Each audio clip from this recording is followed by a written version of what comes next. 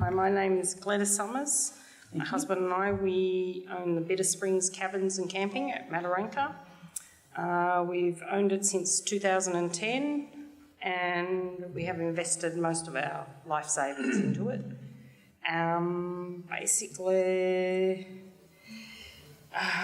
We rely on tourism for our income, and 2 other caravan parks in Mataranka do the same, as well as the town. It's consisted of, we have the lime mine, which is Northern Cement. We have 3 fuel stations, supermarket, and then the mango farm, 2 watermelon farms, and they're all the biggest in the territory, and farmers, and also very large cattle stations in the area, so we have a lot to lose if it all goes bad, which it can. It's one thing. Then also we're based on 2 sets of springs, the Rainbow Springs, which is at Mataranka Homestead, and the Bitter Springs, which is they're both in Elsie National Park, just different sides, and we all work off the Tyndall water basin, the water system. Without them, we are all out of work once the water goes. All the town and other people in the area, we're basically nothing. So basically everybody's employed by those businesses, so the whole town's finished if we lose our water, which is spring fed. That's the start. If the springs stop flowing, the town will die, and we all rely on the water in the springs, the river system, the groundwater, to survive, as it all is one of the same. Now, if the groundwater and the springs are affected in any area, it also will have an effect on the whole Roper river system, which is one of the main sources in the area. The Northern Territory and resulting problems are to the numerous and mental at the moment. All you need to do is think about the industries that feeds the whole Roper River is prawns, fishing, farming, tourism, and public health, and etc. All the water goes out to the Gulf and goes on from there. So it's a big area. When the gas companies come in to any area, they don't care about what is going on happening later down the track. So they have got what they want, and we have the mess to clean up after. And the bill to go with it is with us, not them. It happened with Western Desert, just down the road on the Roper River, area that they went broke and left a mess for the people to pay to fix it up. And again, as many other sites throughout the territory has happened to. If you put a value on gas or water, the drinking water is worth a lot more than the gas, as it is only about 5% or less on the planet. Without clean water, without clean water, all the gas makes no difference. As most of the water on our planet is salt, will cost us a lot of money to replace our fresh drinking water with all desalination plants around the country. They cost too much to run all the time, as from the recent drought that Australia had. Most of the states have turned them off again because they just can't afford to run them. If a drill hole is in anything, If you drill a hole in anything, it will leak over time, as nothing lasts forever. And if I would like my children and their children to enjoy this area as we have over the years. What gives the government the right to let others come onto your land and do what they like, and you can't do a thing about it? The government is supposed to work, to be employed by the people, work for the people. We pay their wages, not the mining industry and gas industry. Health risks involved with toxic gas and other chemicals in the air and in the ground at any time, and once again the gas companies have gone, not to be seen again as they have got their money or gone bust again. Just look at the gas industry history around the world today. One mistake or one accident is just too many. History just keeps repeating itself over and over. When the money is involved, the government and big business, you cannot trust them at all. Have you all forgotten about who pays for it in the end? We all do. That's it. Yeah. Thank you very much, Ms. Summers. Can you just tell me a little bit more about this legacy mine issue and about the Western Desert? Yeah, what happened there? They got quite a large exploratory licence to do scalp mining. They were supposed to promise to do Roper River Road, the Roper Highway. Yep.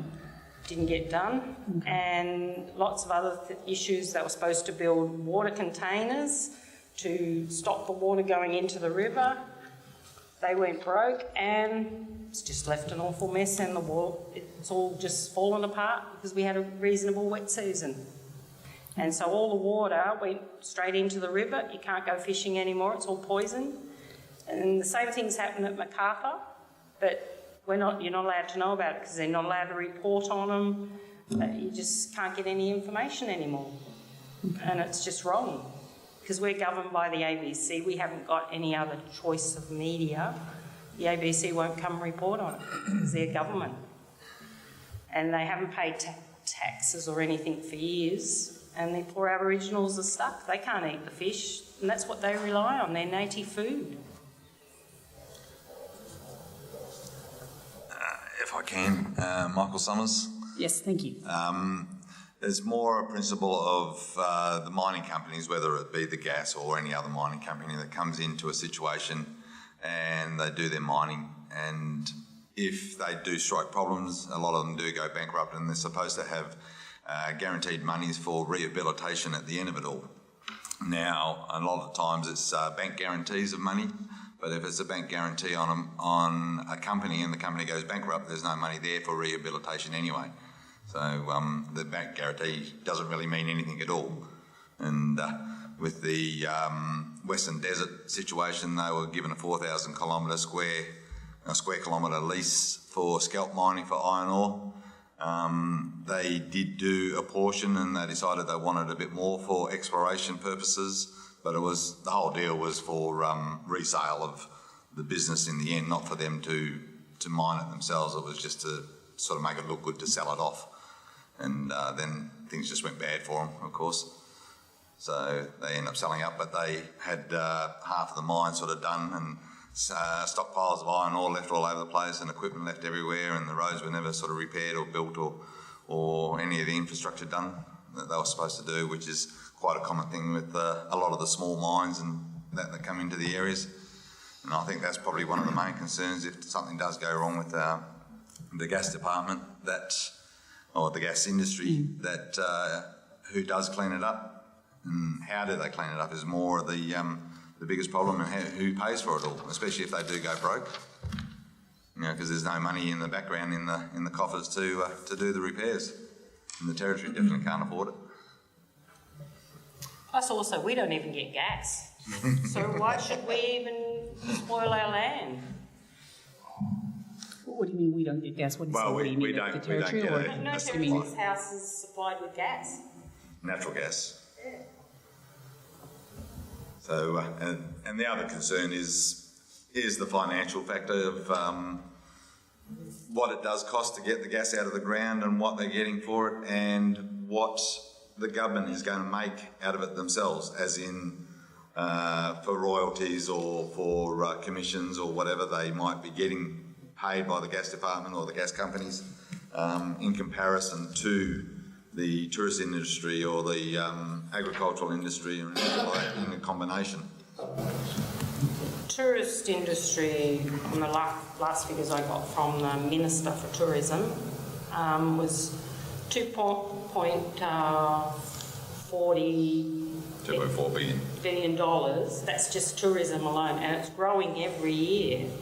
Now, if they start mucking up with our water systems, like springs and all that, because Katherine's got them, we've got them all through the whole Territory.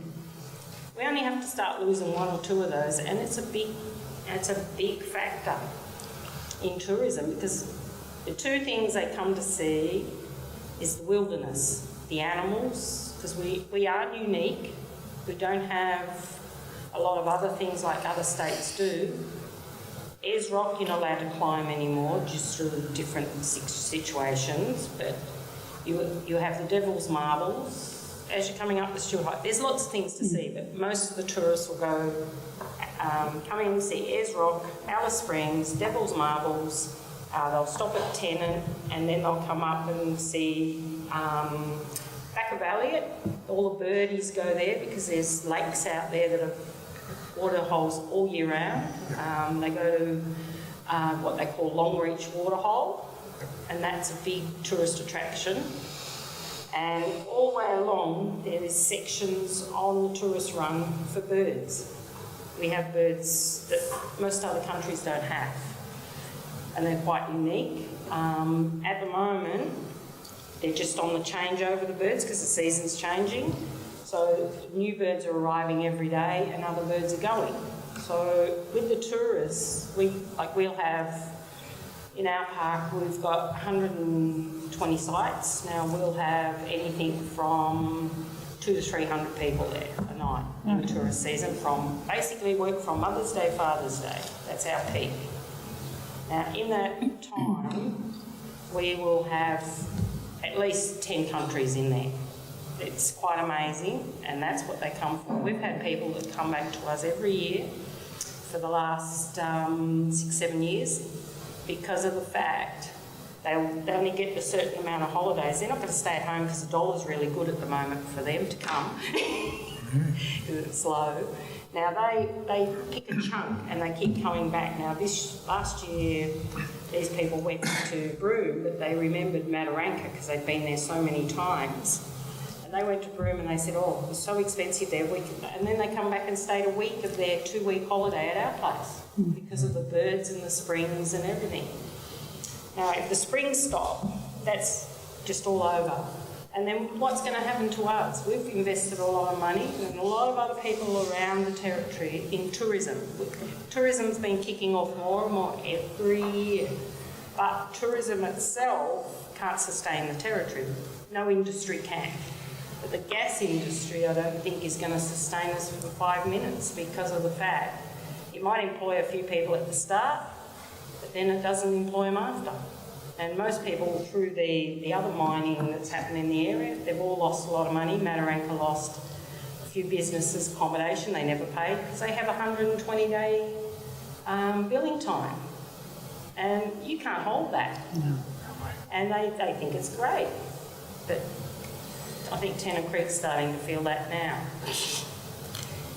Another concern on the springs aspect is the seismic activity with fracking.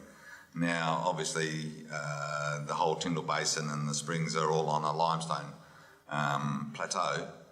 And with fracking, my understanding of the way fracking works is they rupture the ground, which causes seismic activity within the ground, and knowing other areas where they've had that sort of a situation, you do get your old style caves and tunnels where the water flows have a tendency to collapse and then end up coming up somewhere else if they do come up at all.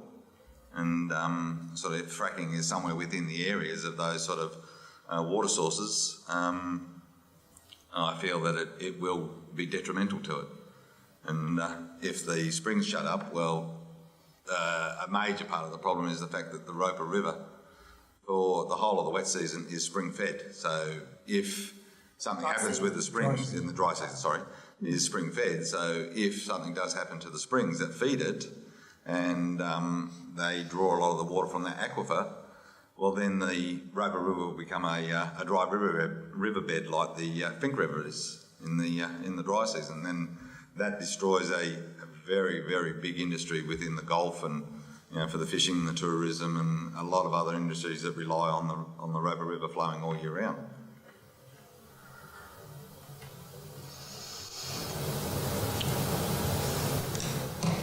Thank you. Yes. Yes, Professor Priestley. I understand your concerns about water security. You express those quite eloquently. Yeah.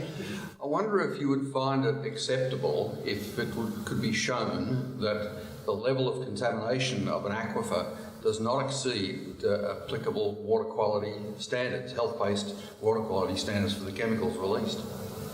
They say that the chemicals are the same as what you have under your kitchen sink. Now, if you put all those in bottled water and shook it all up and you drank it, would you be satisfied?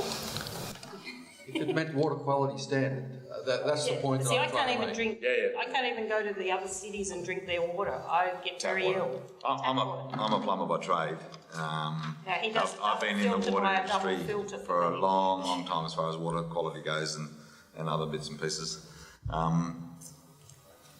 If I could be proved 100% that the water quality was going to be as good going back into the system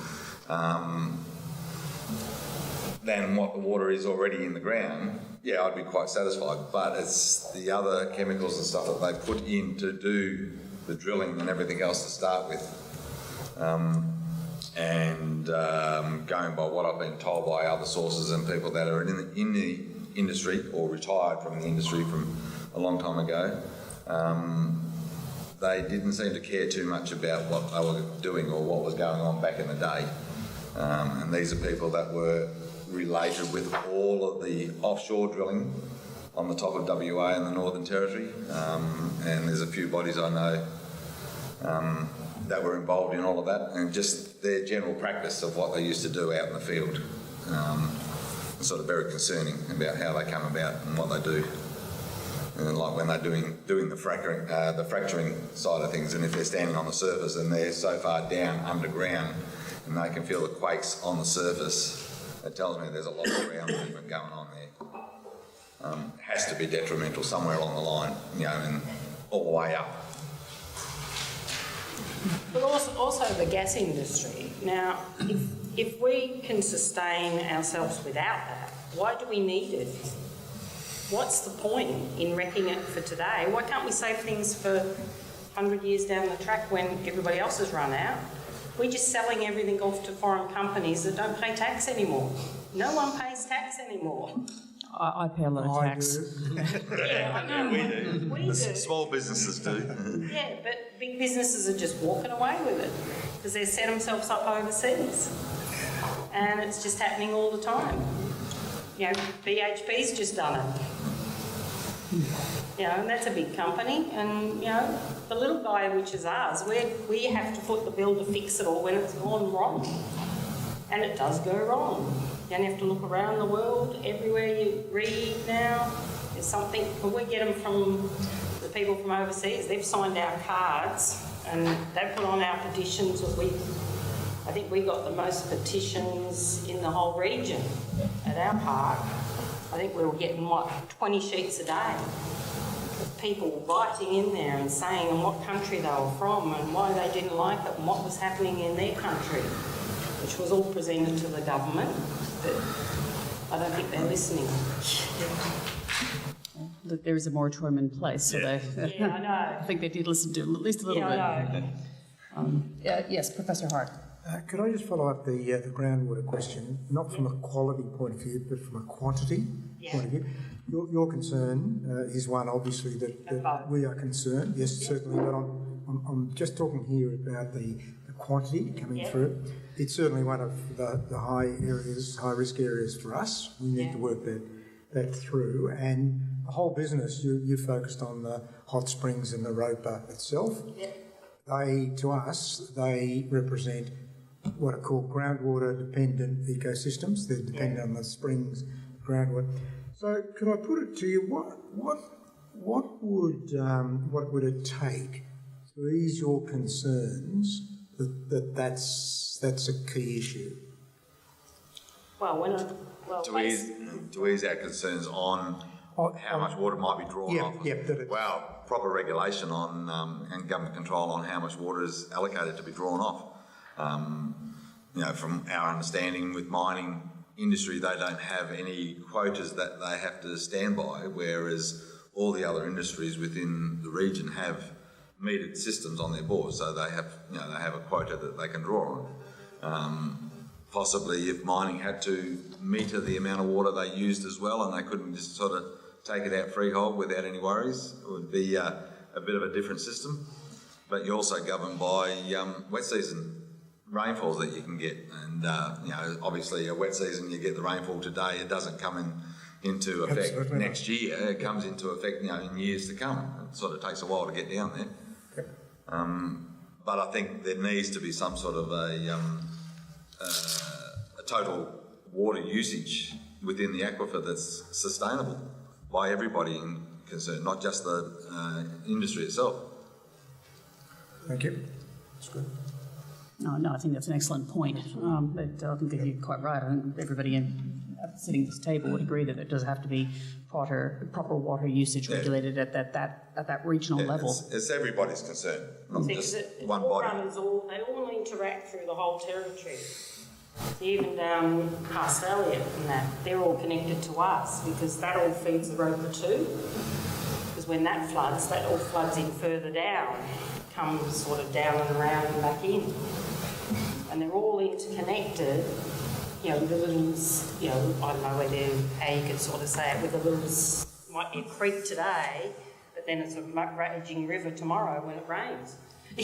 Another thing was sort of pointed out to us a few weeks ago was we've been told that certain areas are sort of supposed to be like sanctuary zones where they're not supposed to be able to do any drilling or testing or whatever, which would be water courses, water supplies and tourism type areas. Now, what sort of distance would they be looking at to stay away from those particular areas, especially when you consider how far they can drill horizontally underground? And one figure that was mentioned to us as far as, say, like for the springs itself would be 200 kilometres away. That's a big area to be sort of staying away from. But whether that's factual or not, I don't know. I suppose it came out from some report that someone was on the radio about. We were saying that they should be staying within no closer than 200 kilometres to any of those sort of resources. Do you recall where you heard that? No, I was just on the radio one day when it was on while I was working away. Oh, fair enough. Understood. Any further questions? No. Thank you very much, Mr. and Mrs. Summers, for coming here today, presenting to us and giving us important first-hand accounts and first-hand information of sort of what you do and your activities and how this industry might impact upon you directly. That's very important. Thank you. One other thing, no one's going to pay compensation for anybody when it all goes wrong. So basically, that's one issue that's really scary. Because you look at the cattle stations, they've invested a lot of money, we've invested a lot of money, and other businesses through the whole region, the whole territory. That's why you live up here. You don't do it for the money, you do it for the part of the lifestyle, because we don't like the rat race and no one else does. That's why you live up here. And that's, but you pay a price for it. You don't get fresh food, you don't get a lot of things that city people get. And that's the thing, is you have to have You have to start growing your own, and you just have a little supply that keeps you going. Because I don't know whether any have gone to Woolies, it's not always there. One supermarket for a 1,000-kilometre radius. Noted. Yeah. Okay. Thank you Again, for our thank you very much for opportunity. coming. Yeah. Thank you.